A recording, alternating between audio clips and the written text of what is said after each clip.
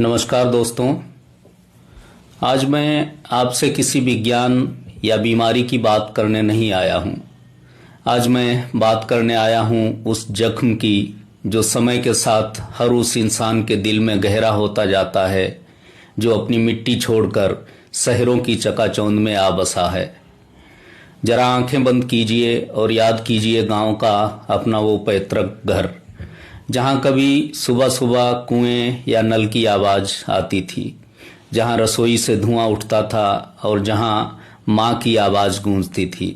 लेकिन आज जब गांव में माता पिता नहीं रहे और हम सब शहर के हो चुके हैं, तब वो गांव का घर कैसा दिखता है, कभी सोचा है आपने? आज की ये चर्चा शायद आपकी आंखों को नम कर दे, लेकिन ये आज के समय का सबसे बड़ा और कड़वा सच है। दोस्तों, जब तक माता पिता गांव में रहते हैं, तब तक शहर में रहने वाला बेटा साल में 1 या 2 बार ही सही हक से गांव जाता है। वो ट्रेन या गाड़ी की टिकट बुक कराते समय एक अजीब सी खुशी महसूस करता है। उसे पता होता है कि वहाँ कोई है जो दरवाजे पर आंखें बिछाए उसका इंतजार कर रहा है। लेकिन जब माता पिता इस दुनिया से चले जाते हैं, तो गांव का वो हंसता खेलता घर अचानक सुनसान हो जाता है। उस घर के लोहे के बड़े दरवाजे पर एक भारी सा ताला लटक जाता है। वो आंगन जहां कभी बच्चे दौड़ते थे, वहां अब सूखी पत्तियां और धूल जमा होने लगती है। दीवारें जिन पर कभी त्योहारों पर चूना पुतता था, अब उदास होकर झड़ने लगती हैं। वो घर चीख चीख कर कहता है कि कोई आओ और मेरी इस तन्हाई को दूर करो, लेकिन हमारी शहर की मजबूरियां हमें वहां जाने नहीं देती। माता पिता के जाने के बाद जब कभी 2-4 सालों में किसी शादी ब्याह या जमीन के काम से हमें गांव जाना पड़ता है, तो उस घर का ताला खोलना दुनिया का सबसे दर्दनाक काम बन जाता है। जैसे ही आप वो ताला खोलकर अंदर कदम रखते हैं, जंग लगे दरवाजे से एक अजीब सी चरमराहट की आवाज आती है, मानो घर हमसे रूठ कर रो रहा हो।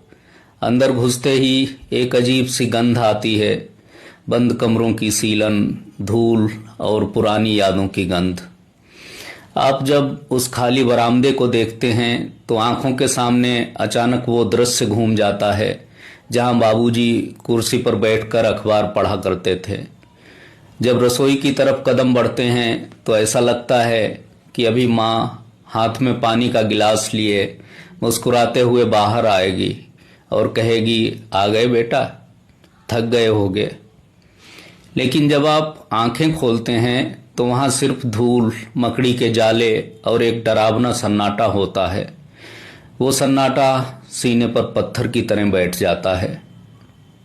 मनोविज्ञान कहता है कि एक मकान को घर ईंटें नहीं बल्कि भावनाएं और रिश्ते बनाती हैं। जब घर के वो मुख्य स्तंभ यानी हमारे माता पिता चले जाते हैं, तो हमारा अवचेतन मन उस जगह से एक तरह का अनजाना डर महसूस करने लगता है। इसे हम मेमोरी ट्रिगर कहते हैं।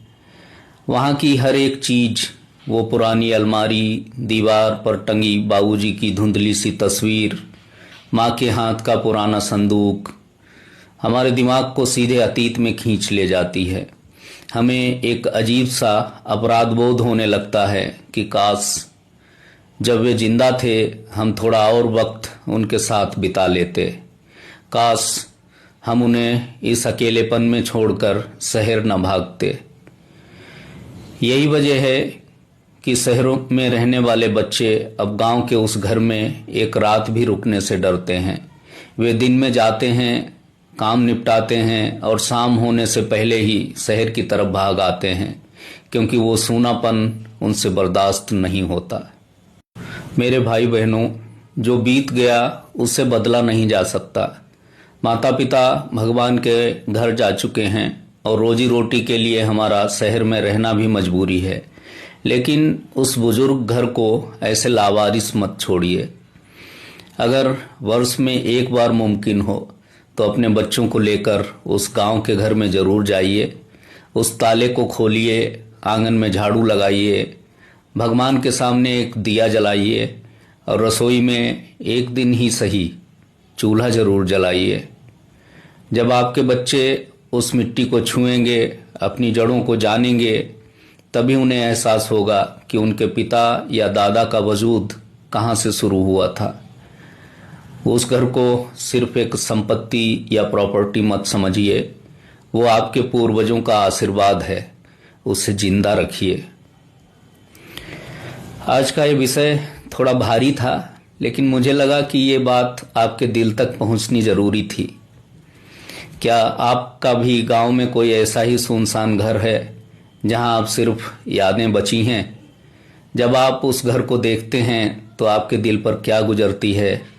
मुझे कमेंट बॉक्स में अपने आंसू और अपनी भावनाएं जरूर लिखकर बताइएगा। मैं आपके हर एक कमेंट को खुद पढ़ूंगा और यथासंभव उसका जवाब भी दूंगा। जीवन के इन अनकहे जज्बातों और पारिवारिक मूल्यों से जुड़े रहने के लिए हमारे इस पेज को अभी फॉलो करें। और हाँ, इस वीडियो को अपने उन भाइयों या रिश्तेदारों के साथ व्हाट्सएप पर जरूर शेयर कीजिएगा जो शहरों में आकर अपने गांव के उस बूढ़े घर को भूल गए हैं। शायद कोई ताला इस बार दिवाली पर खुल जाए। सजग रहिए, अपनों से जुड़े रहिए। धन्यवाद। जय हिंद।